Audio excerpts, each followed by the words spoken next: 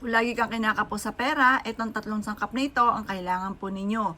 Basta sasabay nyo lalo ng sipag, tiyaga, at yan po ay walang imposible, makakamtan nyo ang inyong ninanais. Basta kapag ikay gumawa ng ganito, naniniwala ka kung ano man ang inyong mga winish, yan ay matutupad. Gawin nyo po ito ng Tuesday or Friday, or kaya sa umaga. Basta sa umaga nyo siya gagawin.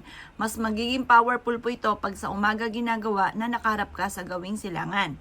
At tatlong sangkap na ito ay makakatulong upang sa ganon, ikaw po ay araw-araw or sunod-sunod ang blessing na darating. Kailangan lamang natin ng buo na dahon ng laurel. Ang dahon ng laurel for only wishes. At yan po ay labis-labis ang mga binibigay na blessing po niyan. Simple lang i-wish nyo, ang ibibigay niya ay grabing blessing. Ang asin naman, ay mabisang pang cleansing. Yan po ay perpektong sangkap ang tatlong ito upang sa ganon, ikaw po ay magsunod-sunod na ang swerteng darating na bumibili ka ng mga pangangailangan ninyo at mapapasin ninyo na hindi ka nauubusan ng pera. Lalo na ang bawang. Nakoy, subok na po ito. Napakaswerte lalo na sa pera.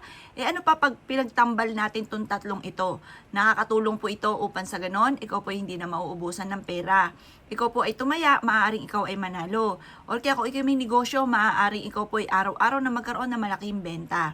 Or kaya po, kung ikaw ay naghahanap ng trabaho, ay matatanggap ka kaagad sa inyo pong ina-apply ang trabaho. Or kaya kung ikaw po ay namamasukan na, ay maaaring ikaw ay ma-promote at madagdagan ng inyong kita.